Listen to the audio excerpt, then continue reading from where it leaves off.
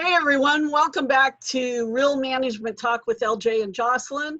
These talks started with us as friends over many, many years, and as a lark one day we decided, hey, why not? Let's have talks on video and audio and create our podcast so that we can share everything that we know about business and life and how our lives interact with business and business interacts with our lives. So today we're going to talk all about, or start our discussions really about grants, and in particular grant nomenclature. Yeah, I know that's a big word, LJ, that a lot of people might not know what nomenclature is, right? So you want to kick us off with talking about what nomenclature is and Absolutely. So welcome everyone. Again, welcome to Real Management Talk with LJ and my sister queen, Jocelyn. We're so happy to have you for episode 6. Real quick, so when we think about nomenclature, okay, think of it very simply. We're thinking about basically a tree. And, you know, the tree has many roots, it's got many branches, and a lot of times it can be symbolized as one thing, but in actuality, it's all of those components all into one, which means that it's very easy for us to speak of the tree in a way that's either misleading or that it's not really respective of all of its individual components.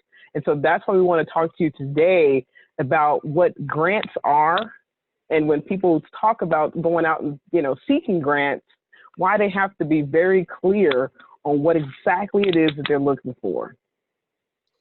Okay, well, that's great, because, you know, I know I'm like you, right, over the years of writing grants and being a professional grant writer, so many people are so confused. I mean, when it comes to it, because first they'll come and they'll say, well, I want to submit a report. And it's like, great, what do you want to submit a report for? Absolutely.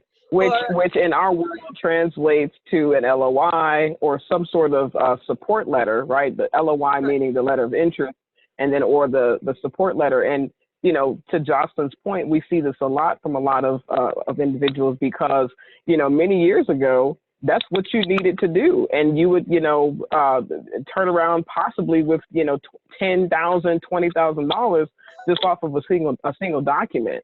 You know, at one point back in, you know, several years ago, the grant writing process wasn't as sophisticated and detailed as it is now. When you think about grant writing now, grant writing is quite literally one of the most competitive processes, other than trying to go out and get a loan, right, for your business. It's one of the most competitive processes that you'll come across nowadays, because there are just so many people who are always interested in, you know, fulfilling a particular purpose, and they need money to fund it. You know, everybody's got a dream or an idea, and those dreams and ideas require capital, you know. So you've got to understand that you have to be able to distinguish yourself from everyone else, but that starts with being very clear on what it is that you're looking for to support your idea, your dream, your problem statement.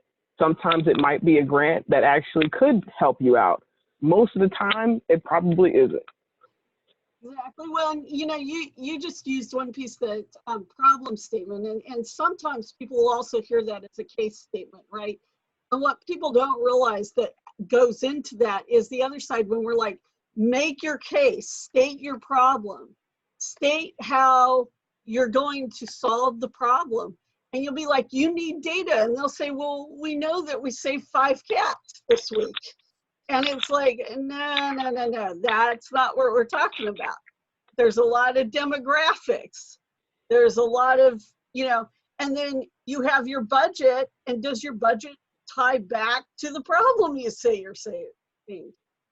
And so there's all these different pieces to it, and definitions. And sometimes people, you know, I found a lot, and even when I've gone into organizations that have gotten a lot of grants, they're not really familiar with all the little aspects of what we need to gather to even begin to put together grants. So, you know, one of the things that I know sometimes that I get a lot, people say to me, well, what do you mean we're not grant ready? right? So that's a whole nother set of stuff, right? So I'm just thinking what you and I are having this conversation about, the fact that to be grant ready means your board has to be aligned, your mission has to be aligned. Do you have the staffing levels to carry out what you say you're going to carry out? By the way, do your financials show that you're actually going to be in business 3 years from now because you're properly managing the organization? That's So, right. Liquidity and solvency are